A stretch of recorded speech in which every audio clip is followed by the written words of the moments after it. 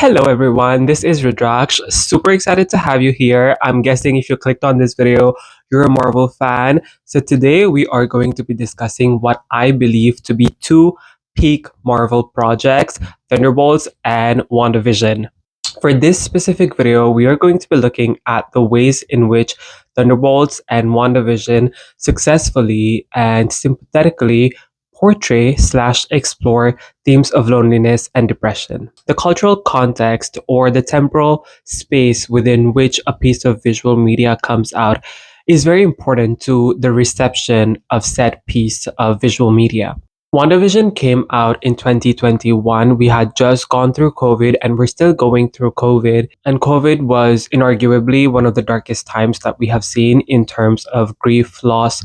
We were basically isolated. Feelings of grief and loneliness and depression were probably at an all-time high.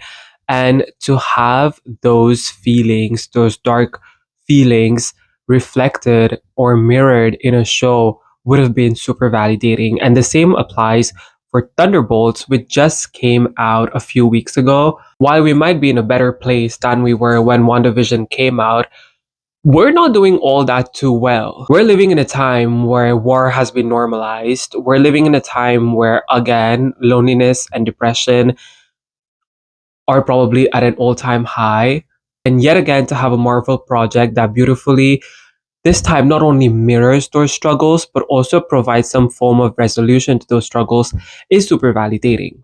The reason why I position Thunderbolts and WandaVision as being peak projects is because they succeed in portraying emotions such as grief, loneliness, depression, anxiety, addiction, even suicidal thoughts in a tangible way. Why is that important? Because whenever we talk about those emotions, since we can't see them or they have no tangible structure, they're always dismissed as what can't be seen cannot be true, right? That's the mental health stigma that we've consistently dealt with. In WandaVision, Wanda's inner turmoil, when externalized, takes the form of a hex. Her coping mechanism becomes that hex. Stages of grief are given a physical form as each episode is structured as a stage of grief. The residents of Westview being enslaved and denied their own reality is an external manifestation of what grief does to someone. In Thunderbolts, on the other hand, the void is fundamentally the material manifestation of dark thoughts and emotions that we have all had at some point in our lives. Jake Schreier, who is the director of Thunderbolt, his approach to understanding trauma and brain chemistry and how our brain processes and stores trauma is scientific because we literally get to go within Bob's brain, his mind, where his traumas would be stored. The shame rooms are traumas being given a physical form because they are all stored in different memories in our brain.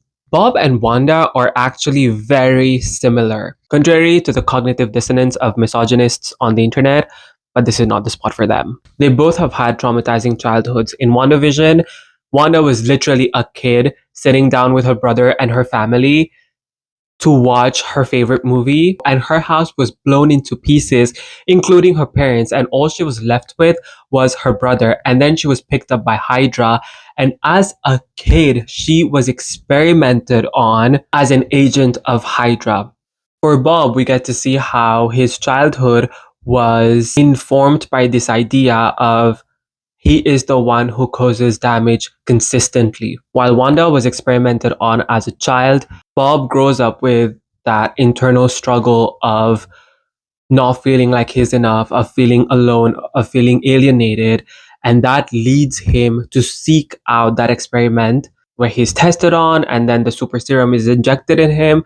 And similar to Wanda, he becomes a weapon for someone else's Machiavellian propaganda as well. For both of them, their vulnerability is preyed upon and eventually weaponized to fulfill the Machiavellian propaganda of Hydra or Valentina. And that vulnerability is where those evil forces find their place to reside and exploit, as we can see the Scarlet Witch within Wanda and the Void slash Sentry in Bob.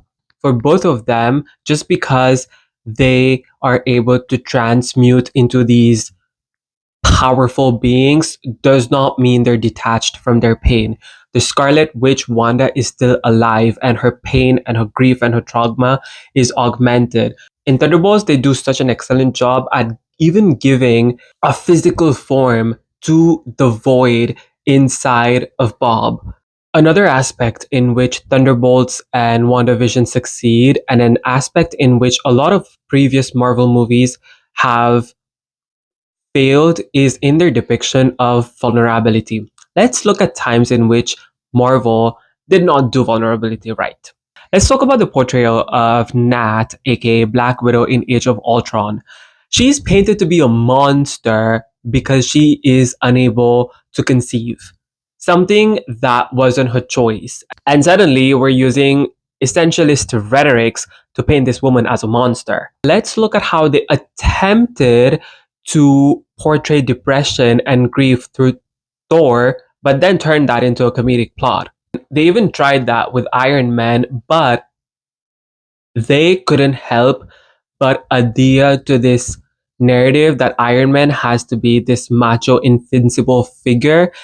Therefore, even when they were showing his vulnerability, it had to be propelled by this narrative that he is, after all, the Iron Man. Marvel has also succeeded with a few characters in showing their vulnerability. For example, with Bucky, through several projects, we have been able to access Bucky as a genuinely broken and devoid of agency figure, and without being consistent, without being constantly tainted by his persona of the Winter Soldier, where we see his arm being taken away by the Dora Milaje and what that does to him. We've seen him cry. We've seen him go to therapy in Falcon and the Winter Soldier. Even with Agatha Harkness, they did not shy away from portraying her as the villain. However, they flesh her out and let us in within her trauma to humanize her in some capacity and making her vulnerable. That's why everyone is rooting for her. In WandaVision, through structuring each episode as the stage of grief, culminating into Wanda being walked through every single trauma that she has ever been through and showing us how lonely and isolated she was, they did not shy away from making her a vulnerable character. And Marvel really hit it out of the park with their presentation of Bob slash Sentry slash The Void.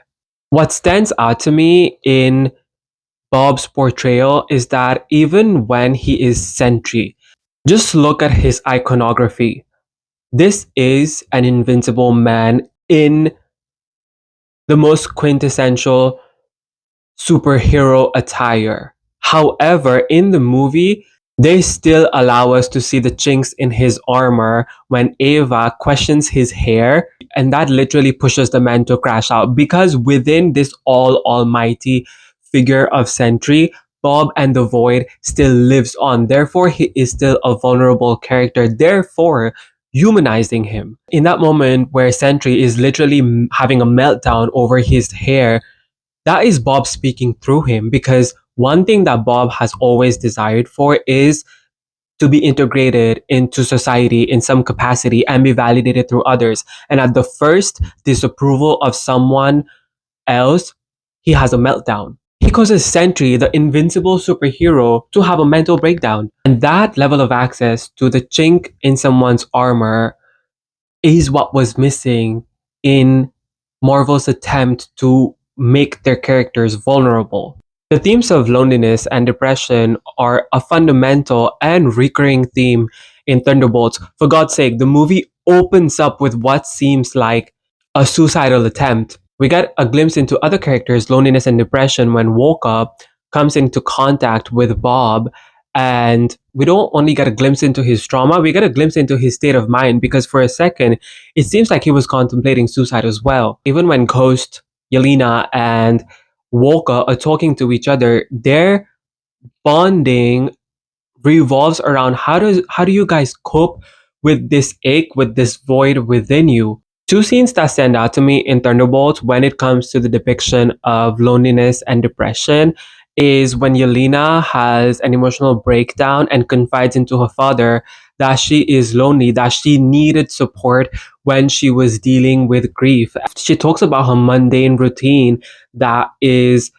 further enhancing this void in her life because she's constantly running away from confronting her emotions through working, drinking, doom scrolling.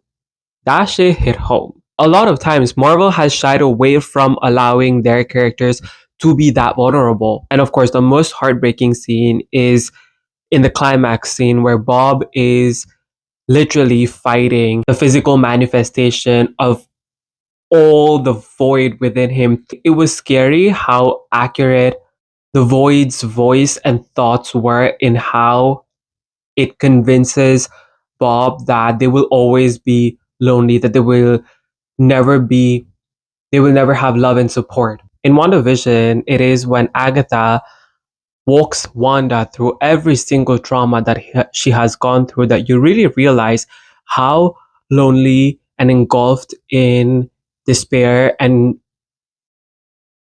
grief this person is, and all of that reaches an emotional crescendo during the scene where Wanda goes to see the land that her and Vision had planned to buy together to build a house, and she just falls on the ground and has an emotional breakdown. That scene is such a gut wrenching portrayal of Wanda almost finally feeling every emotion that she had buried deep within her. A parallel in Thunderbolts when Yelena talks about you can't just store it in a box and push those emotions away. You have to navigate them with support, something that Wanda never had in her life, which leads me to the resolution of this video.